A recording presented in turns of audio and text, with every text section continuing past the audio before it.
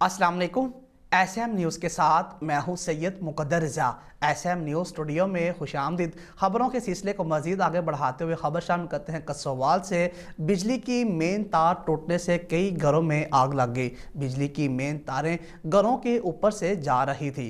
आपको एक बार फिर बताएं कि बिजली की मेन तार टूटने से कई घरों में आग लग गई। इसी पर मज़ीद बात करते हैं अपने नुमाइंदे इरशाद अहमद से। इरशाद, बताइएगा क्या अपडेट है आपके पास?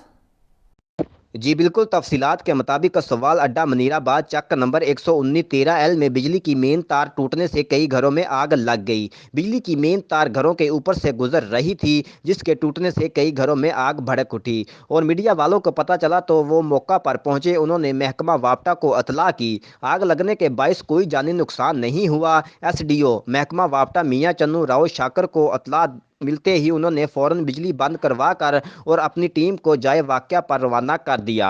जी बहुत शुक्रिया इरशाद अहमद, हमें अपडेट करने के लिए। अब तक के लिए इतना ही। मज़ीद खबरों के लिए देखते रहिए SM न्यूज़।